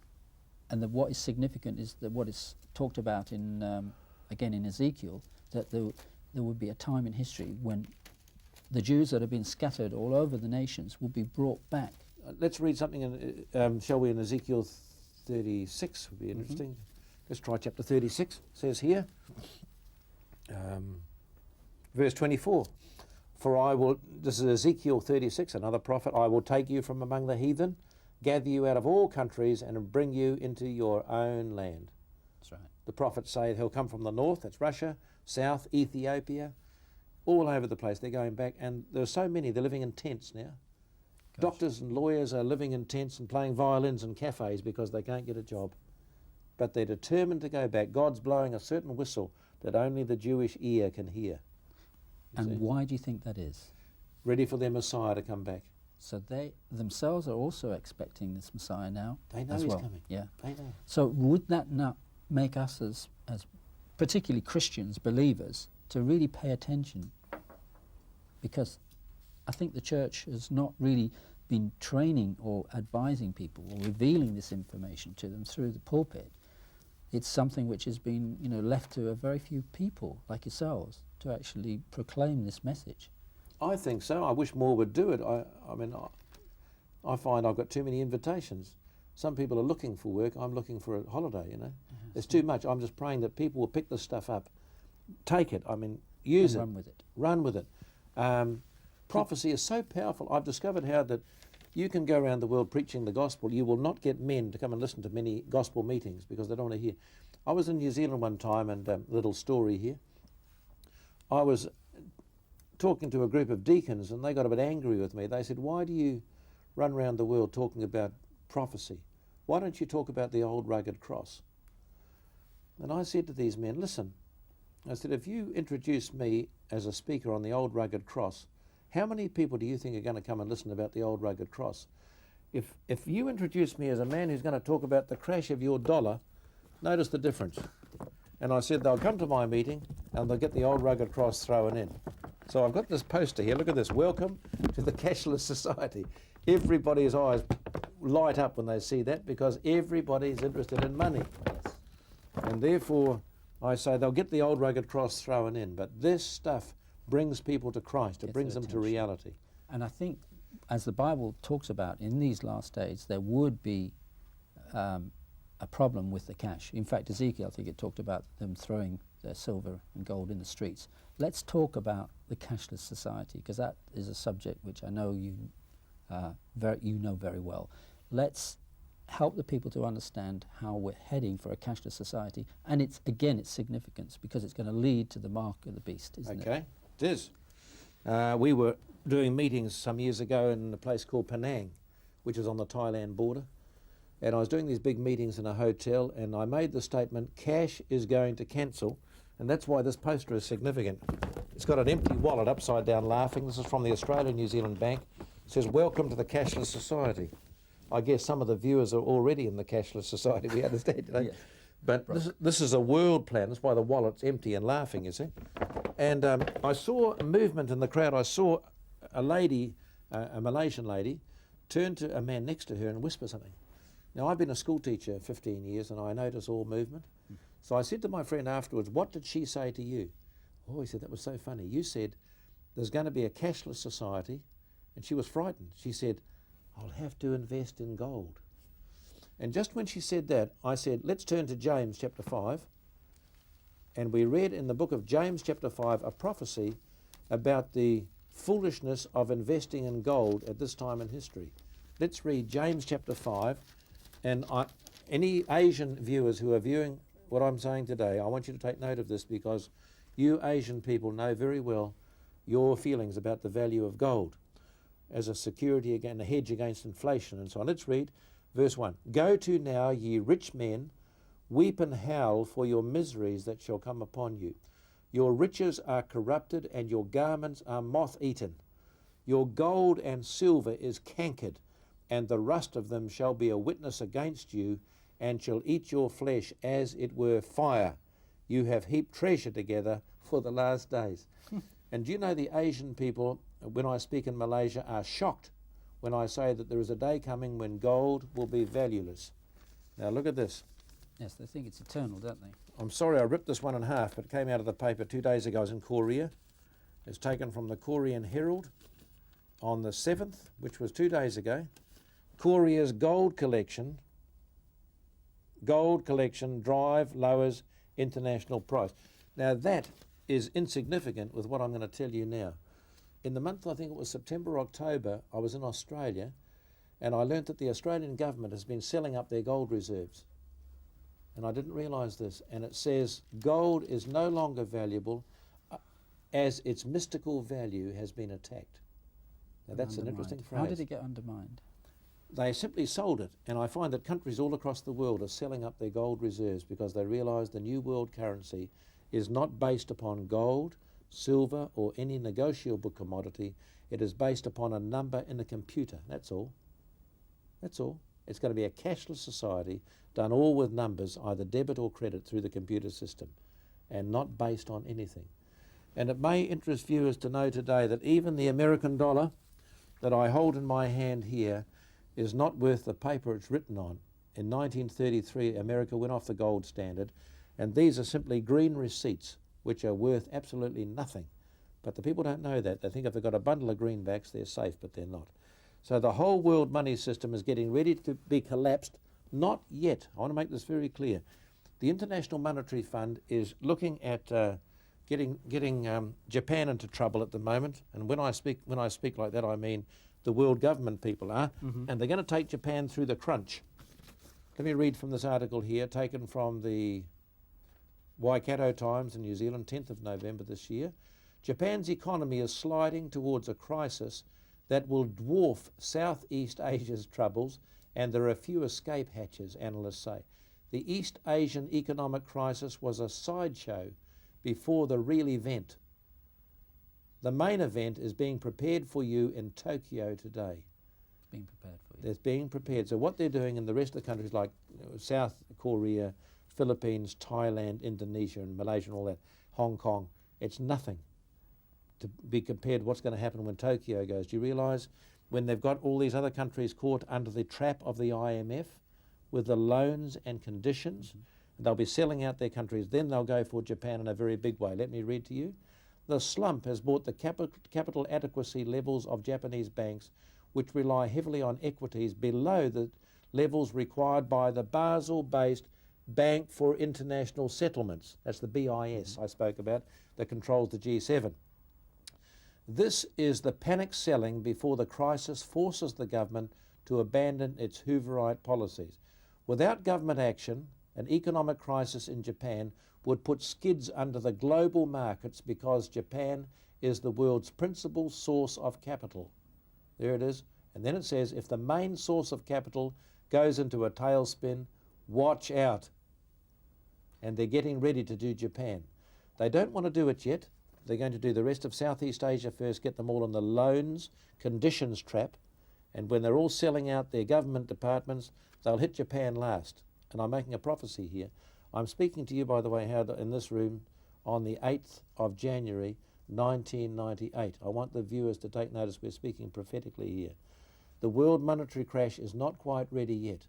They can lower it and raise it a few times of their own volition, but at a certain time in history it'll get out of control and it'll take them over.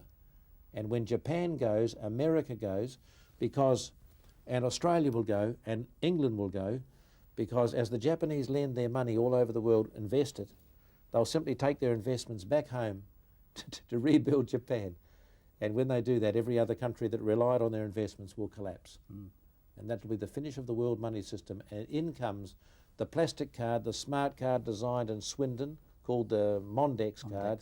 And then a very brief time after that will come the mark of the beast, the silicon chip, which will be implanted in people's hands and heads for buying and selling. This is not scaremongering, this is a fact. And they want to do this very, very quickly. That's exactly how it'll go. Is everybody clear now?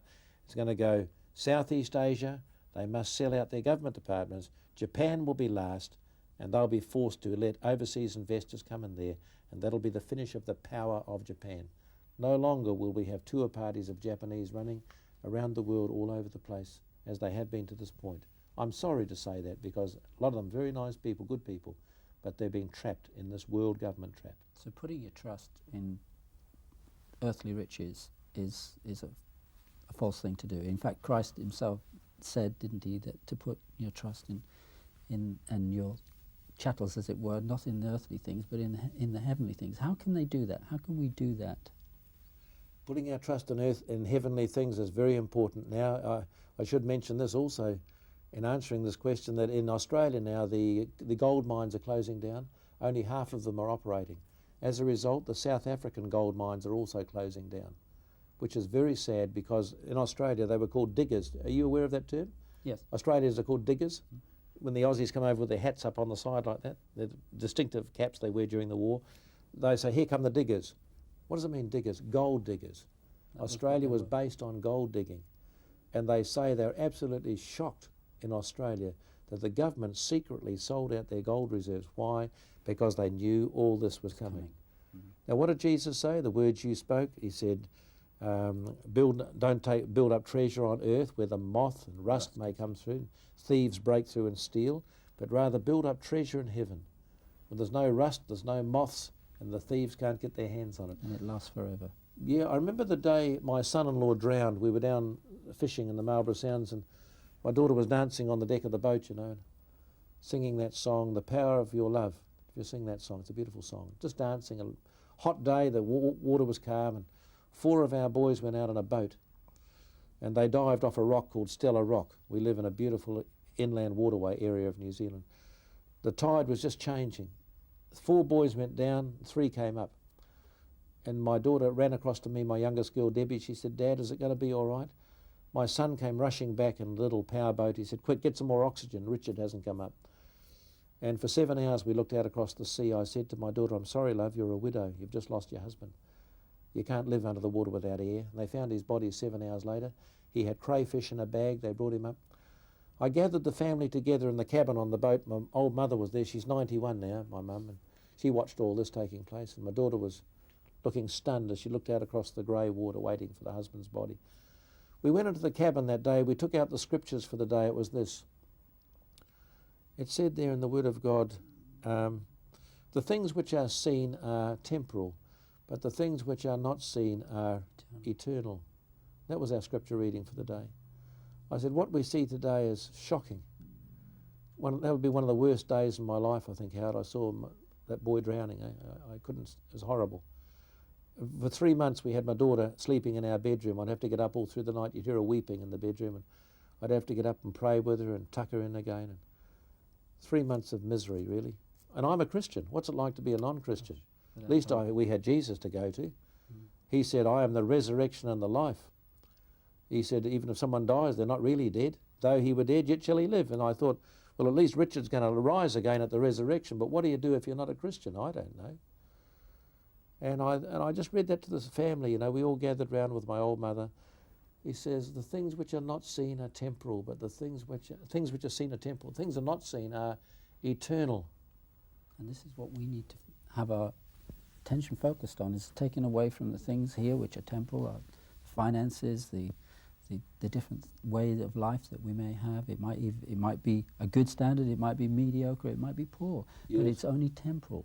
That which God has planned for the new heavens and the new earth and for eternity, where there's going to be no more pain, no more crying, no more death or sickness, you know, and wonderful, wonderful things that God has planned for man. But we need to search the scriptures for ourselves and have that assurity, you know. Certainly. But as your family experienced a terrible time of grief there, other people perhaps viewing would going to have similar experiences sometime in their life.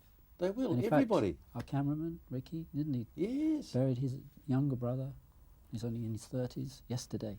Yesterday. You know, but because of the hope which Ricky has for his brother and indeed for all the dead, you know, he has a wonderful attitude because he's got that eternal hope for the wonderful. resurrection. It says, Yeah. we sorrow not, even as others that have no hope.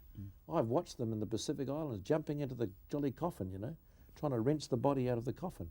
And these people go to church, mind you. And I say to my wife, what's going on here?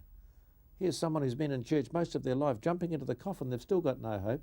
That tells me there are some church people who have never received salvation from the hand of Jesus. That's the difference between religion and relationship. We've got to get people, I believe, out of religion into relationship. And that's when the pressure comes on, when the rubber hits the road, we can say, Lord Jesus, you've taken my loved one, but there's going to be a resurrection and we're going to meet again. That takes the sting out of it. Because even Jesus said in Matthew 24 that we're heading for a great tribulation such as never occurred since the world began. And Daniel himself spoke of this time again happening in these last days. So we need to be prepared to perhaps accept the fact that we will go through some terrible times. And we could lose our faith so easily if it's not on the relationship base, you know, with Jesus, one-to-one. Yes, not I through agree. somebody else or what the priest or what a preacher has read from here, but you've got to take that into your heart. True indeed. The key to all this, I mean, this stuff is, some people say this is doomsday. It's not doomsday stuff at all. It's interesting, I think. Did you think it was interesting? I do. In fact, it's the one thing that really caught my attention as a young man, is that how did all this fit in with Bible prophecy? And, you know, it isn't just something which, you know, you take lightly, but you find interesting. It isn't doomsday. It's not doomsday at all. It's very exciting. Yeah. I was just trying to show you something I have in my pocket amongst all my souvenirs here, but I wanted to show you, if I can, something I carry with me everywhere on the plane. Here it is. I've got a little thing here, a little You've cutter. got a whole lot of things in there that Yeah. you carry with you back. Look at this. I've got this little cutter here. This little machine here. Don't know if you can. You probably buy them here. See that? This comes out here like that. See? Okay. It's a little cutter. Uh-huh. So as I travel, Like a Stanley knife, isn't it? yeah, a little Stanley knife. As I travel, I'm on the planes all the time, you know. So I've got bundles of newspapers I buy everywhere, and I'm always cutting these things out. And it's quite amusing. Sometimes a guy across the aisle will say, "Can I borrow your newspaper?" You see, so I'll say, "Oh." I hand it to him. I see him looking through the hole. But these cuttings are here for a purpose. They're not. This is not something that I do just for fun. Look at all this. You see, there's a pile, for example, I got yesterday. Now, this pocket here is full of them again from today. I've done today's ones as well. And as viewers listen to what we're saying, this does not frighten you. I think it's important that people know this is to help them, To prepare them. to prepare that there is something happening in the world today they need to know about. Just because nobody's told them to this point does not mean it's not happening. I'm telling everybody today it is happening. It's already happened to my country. My country's been sold. Australia has already gone. I mean, I live on that side of the world. I know a lot about this sort of stuff. That's gone. We've learnt today that Greece is going to sell up. We've learnt that Italy is selling up. And you can be sure that the country of Great Britain is also following the New Zealand plan. You say, how do you know? Here it is here. Just so I happened to use my knife yesterday. As it happened, today actually, All these right. are from today's newspaper, if you don't mind. Here it is, end of subsidies in sight, Minister warns farmers. And the farmers are going to lose their farm subsidies. That's one of the things that happened to us in 1987. Farmers just walked off the land. I've had men in my meetings crying, grown men. One man said, this farm has been in the family for 3 generations and I have to just walk off and leave everything there. And was probably making a good living He was all a- those times. He was. So it's just by government intervention that's brought an end, just as Yes. what's about to happen. This is today's paper, the 8th of January, 1998. What have I written up here? Good fun. Follow New Zealand, thank you. I've already written that on there now, you see. Now, to people in this country, they'd say, oh, they might be getting rid of subsidies for farmers. No, no, it's not that. They're not might be. They are going to get rid of subsidies for farmers because your country has not been set aside for farming. Your country is set aside for finance. Every country has been set aside for a certain purpose. Have a look at this one, taken from today's paper. Private firms to run failing schools. We had this in 1987. It's called in our country Tomorrow's Schools. There's your catchword there, you see. And the We same with the prisons. Yeah, we said, what's tomorrow's schools mean? They said, oh, it's going to be much more efficient. Efficient? It's a mess. It simply means the government does not have to fund the schools anymore, and the school teachers spend all their time running bazaars and bingo evenings to try and make some money to buy school equipment for the children. It's a devilish plan. It's got to do with that eye in the triangle. And here it is. And I'm only here for about 3 or 4 days in your country. Look at it. Yeah. It's hard to believe. It's so amazing. Let's go back to the cashless society. Again, that's something which I believe is insidious, that is we've been put upon us slowly.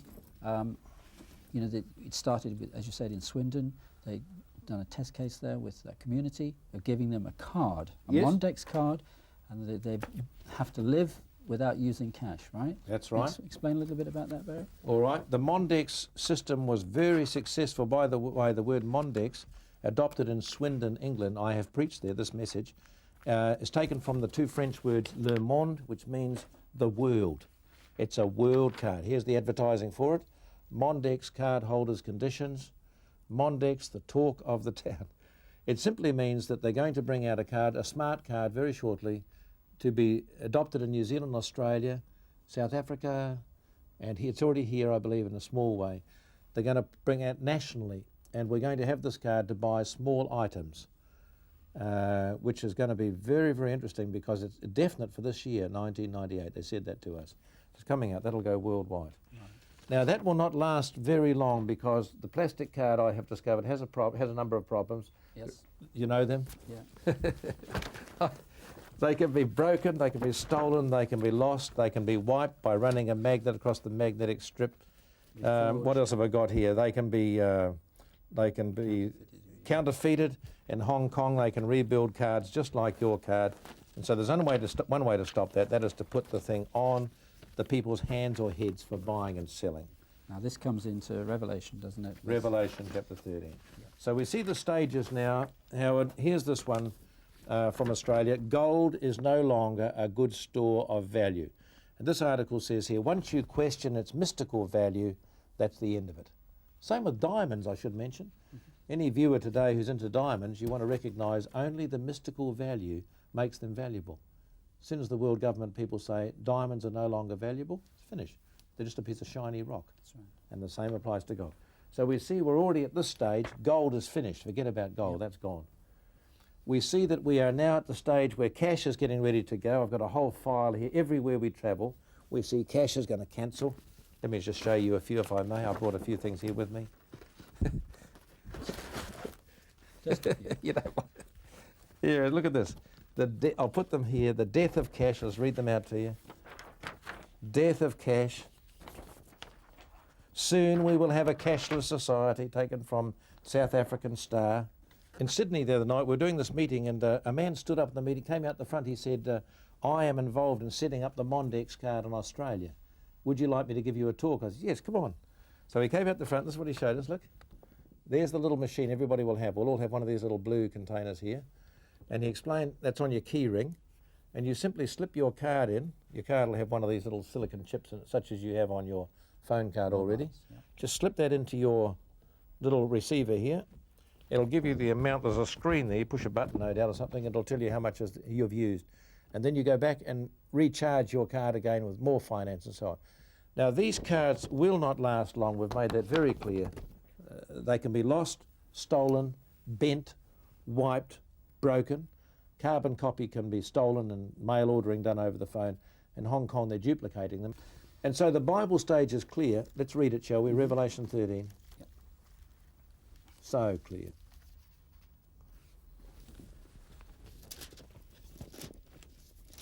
Revelation chapter 13, it says there, he causes all, verse 16, this is the Antichrist man we spoke about, small and great, rich and poor, free and bond, to receive the mark in their right hand or in their foreheads, that no man might buy or sell, save he that has the mark, name of the beast, or the number of his name. And the number, of course, is 666. There it is there, verse 18. Here is wisdom. Let him that hath understanding count the number of the beast. It's the number of a man. His number is 666. Very clear indeed. So this thing will come in more quickly than people realise. In New Zealand, of course, the test case again, they always practice on us. Someone says, why don't you move?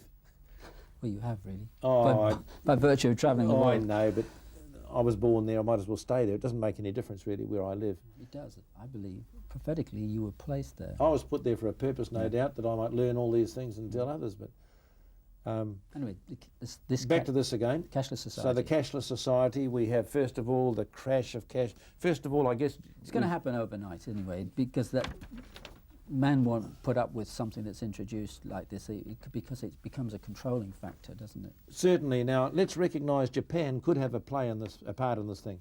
Look at this one here. This is one of my main cuttings. I forgot to show you. Someone gave me this before I left. Japanese Prime Minister Mr. Hashimoto delivered the bluntest of messages to ASEAN this week. There is no Asian way out of this mess. It's the International Monetary Fund or nothing.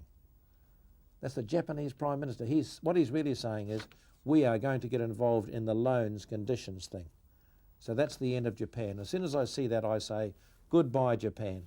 I've said goodbye Greece, goodbye Italy, goodbye New Zealand, goodbye Australia, goodbye Great Britain. You're getting ready for it now. They haven't done you yet, but they're getting ready to do you. Okay, here it says here, Mr. Hashimoto, whose senior finance officials were hawking the concept of an Asia fund around the region 4 months ago as a sympathetic alternative to the IMF's foul-tasting fiscal medicine. What they're really trying to do is set up their own fund as an alternative so they wouldn't have to fulfill the conditions of the IMF. That's what they're trying to do. But two things have happened since then. The international financial establishment swiftly pulled Tokyo back into line, and Japan suddenly became preoccupied with the looming collapse of large chunks of its own banking system.